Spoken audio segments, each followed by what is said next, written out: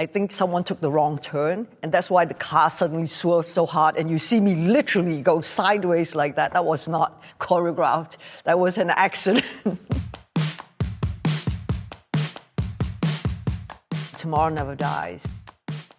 I will never forget when I was playing Wei Lin, someone said to me, just enjoy it. You're in a Bond movie. You don't have to take it so seriously, which in a sense is true because there's so many things going on. But then we all also knew you have to take it seriously because if your character, you're not convinced with your character, you can't deliver the sincerity of a character. Nobody will believe what you are playing or what you're trying to tell them.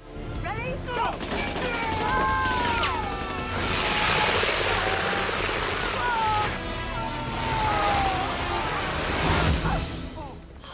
The producers who understand how important the legacy of Bond is to the audiences around the world and how to maintain and expand, because it was always very much the man's world, right? All the guys love to be James Bond.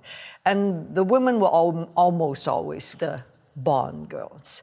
But they were ready at that time when they came looking for me was to have much more depth in emotions and the quality of their nature in the film. Here, allow me. Don't get any ideas, Mr. Bond. Maybe we go after General Chang together. Thanks for washing my hair. I work alone. I was very blessed that that was the train of thought going through their minds when they were writing Tomorrow Never Dies. I will never forget my first experience meeting Barbara Broccoli, one of the main producers, the most amazing, strong, powerful woman. I think because of her, that kind of character, that strong woman was pushed very much far forward in the front. Because of my background, coming from having done a lot of stunt work and actual fighting and things like that, Barbara and Michael Wilson were very smart. They said to me, bring your stunt team. It was a great experience for them because it was a luxury too, because normally in Hong Kong, we don't have time to rehearse. For us actors, we get on set, we learn it, and we shoot it. So I remember when my guys came, Barbara said to me, where's your stunt team? And I'm like, I went looking for them. And they were all in the green room. I was going, guys, come on, what kind of example are you setting? You know, they sent you the mock-up of the set to Hong Kong, like weeks before you were supposed, and now that you get here, you're all just lounging. They said, well, we have 5 different ways, which one do you want? Because they'd seen the set in the mock-up, so they understood the layout. So when they actually came to the layout, they went, okay, we know exactly what we're doing. They said, I'm waiting for your director to come to show him the 5 different setups. So that's the speed that they work. Barbara and Michael, my producers, were more comfortable because they could see that we work together and we know each other and they would keep me safe. But if not, it would have been very difficult for them to say, why is she on the 2nd floor and there's no harness, you know? That was a great experience for both sides to see how the East works in that way when we don't have that kind of money or the kind of time, you know, to have long setups, but we work efficiently and very, very quickly. Crouching Tiger, Hidden Dragon. Crouching Tiger, Hidden Dragon is poetry in motion.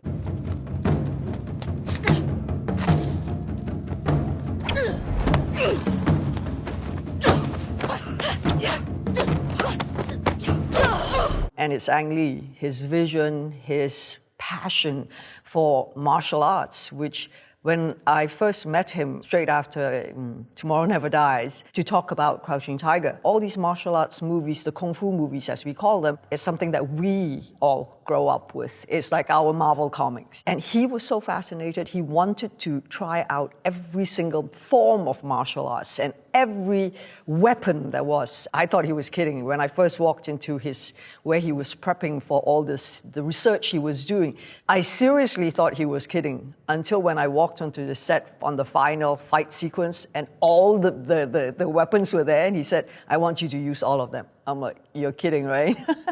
But he was not. He never jokes around with things like that.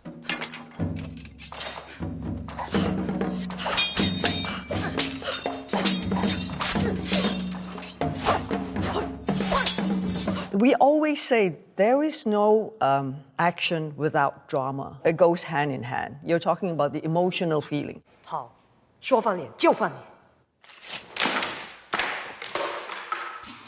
The drama of the fighting is the story, and that is the storyteller telling you this is the conflict between these two women over the sword, and that's very symbolic of the man. I think in any movie as well, even for Tomorrow Never Dies, when you have the most incredible explosions, planes and motorcycles and things like that, the drama of it, the closeness of the two characters, that makes you believe the urgency, the reason for why they are doing that.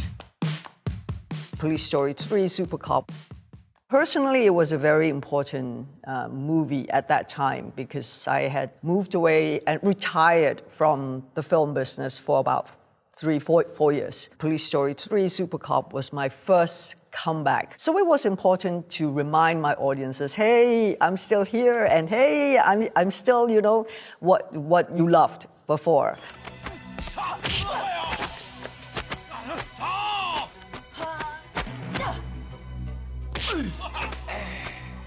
And then I was getting to work with Stanley Chong, the director, who I met when he was a stuntman. And so he came to me and said, I have a Jackie Chan movie and I want you to be part of it. Like his counterpart, okay? It was like playing with James Bond, opposite them as their equal. That was a very huge statement on every level. For me, it was a great privilege. For the women, it was like, yes.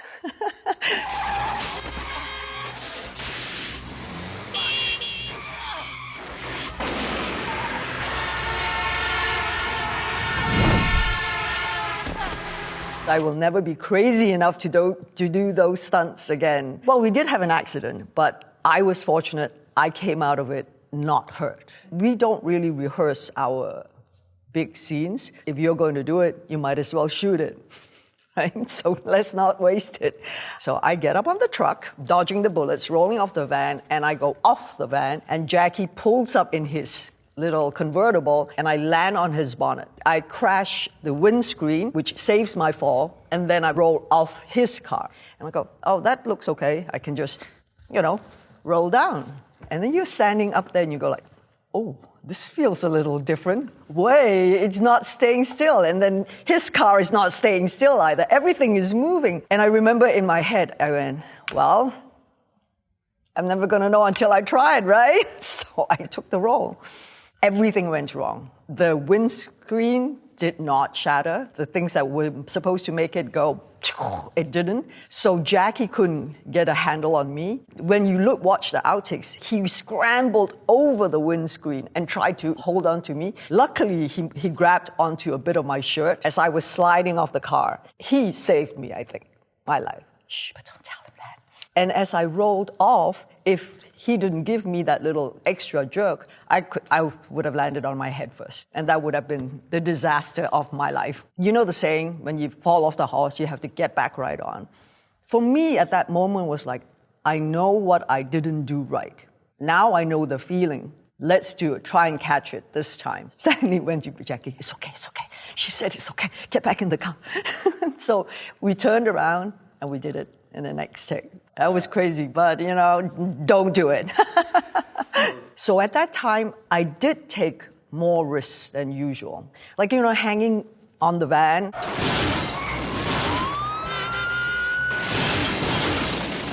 I think someone took the wrong turn, and that's why the car suddenly swerved so hard, and you see me literally go sideways like that. That was not choreographed. That was an accident.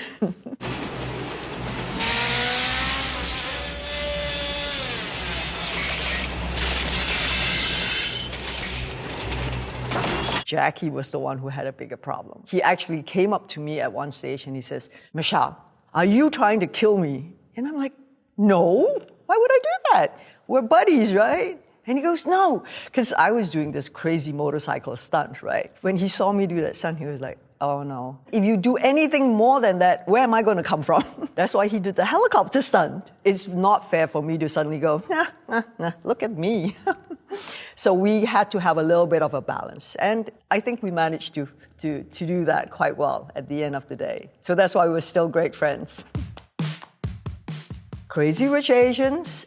From the book, the mother is just an antagonist. She was very more superficial. Being able to work very closely with John Chu, I had asked him at the beginning, what kind of movie are you making? What's the tone of your film? Is it going to be like a Hangover 2? Which is a very legitimate question, because if you read the book, it very much reads like that as well, right? It's fun, it's crazy, it's out there. If he said that, I would have said that would have been a wasted opportunity to show in depth with real emotion, sincere integrity, what this culture is. And that was such a great opportunity, because we hadn't had an all-Chinese Asian cast, I think, since Joy Luck Club. I wanted to be part of it, but I didn't want to be part of something that I didn't believe in. John Chu said to me, if I did that, my mother would kill me. Bang. If you understand what your mother thinks, there's a lot of that in you. Pursuing one's passions. How American. Well, your mother is very open-minded. Not like here, where parents are obsessed with shaping the life of their children. He said, I grew up with understanding the hierarchy in family, the filial piety that we have to show to our elders, how to greet, not just who to greet, but how to greet when we sit down for dinner, who starts to eat first and who you have to address, and greet. So he understood the real cultural, and not just a superficial, I don't want to know about my history or culture or where I come from. That gave me great confidence that he would understand why this mother character was so important. Because initially, she only appears not that many times. In fact, with her son, only twice. Some things I need to figure out on my own. Is that an American accent I'm hearing? How do I look? Perfect.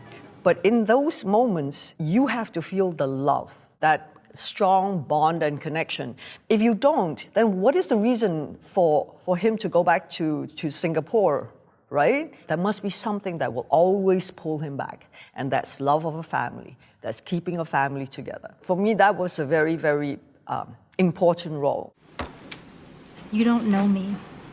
I know you're not what Nick needs. The mahjong scene, a battle of wit without the fists, the tiles, that sound, the clickety-clack, that tempo, that rhythm, the women telling each other what they feel and why they are going in that direction. It was beautiful, but it was powerful. There were many days when I wondered if I would ever measure up.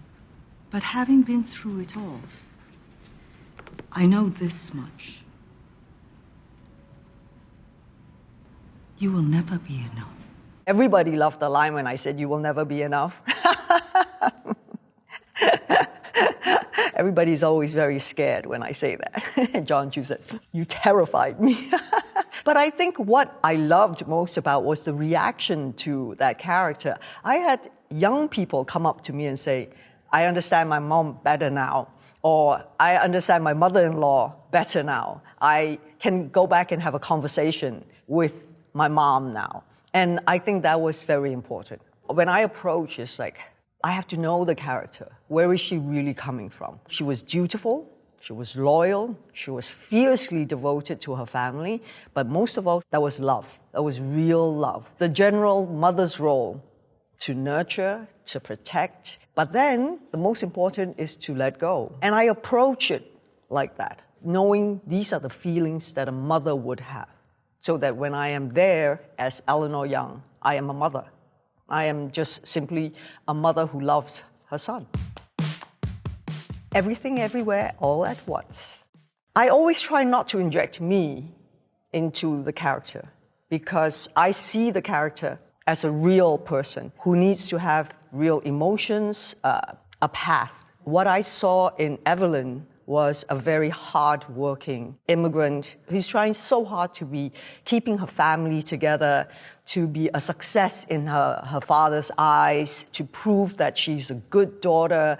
And I see Evelyn in so many people around me. I felt that need to tell their story, but in a very, not the usual way. Because the Daniels presented it in such a psychedelic, crazy, insane, contemporary way. Sometimes in science fiction, That's where you can really go to the stars and across the universes like we have done and still be credible and believable because this is the universe that we have created. I think that was the challenge.